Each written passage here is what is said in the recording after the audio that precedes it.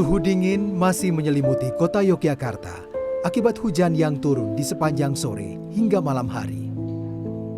Jam masih menunjukkan pukul 2 dini hari saat Wagirah dan belasan wanita Parubaya ini harus bertarung dengan dinginnya suhu di sebuah emperan toko ketika orang lain masih tidur terlelap.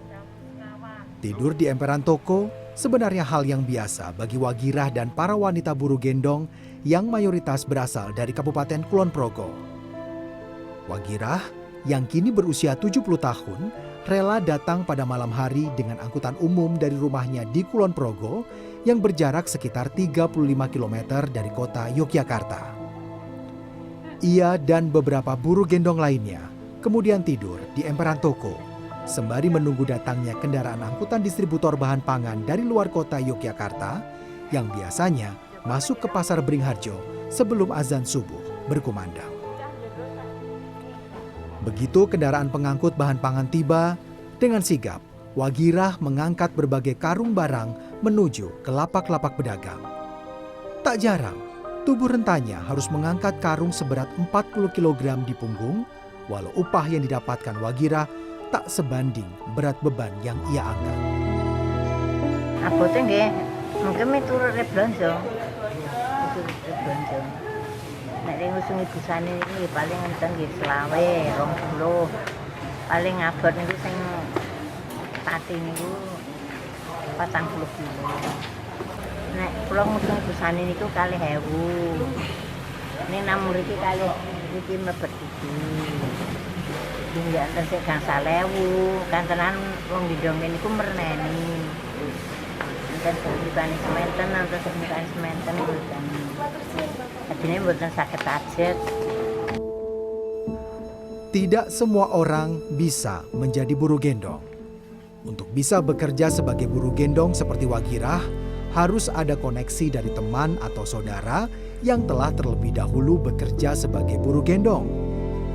Hingga kini, Wagirah telah 30 tahun menjalani profesi sebagai buruh gendong di Pasar Beringharjo.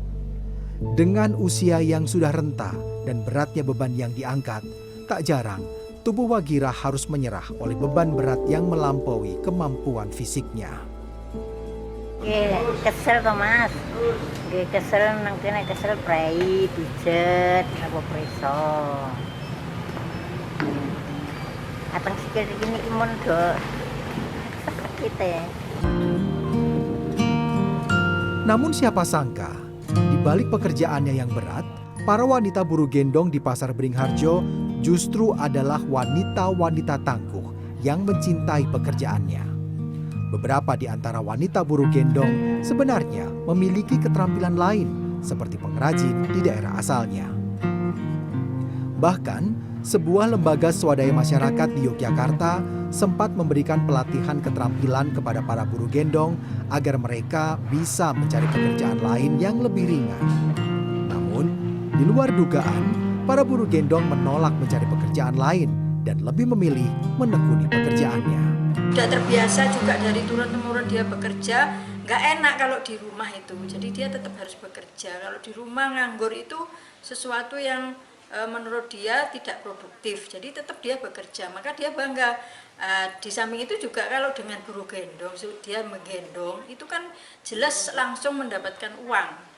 Meskipun 2.000, 3.000, 5.000, dia dapatkan uang dari hasil 1 kali gendong, 2 kali gendong, bahkan kadang-kadang sehari bisa sampai 10 sampai 20 kali gendong. Itu kan juga lumayan gitu bagi mereka.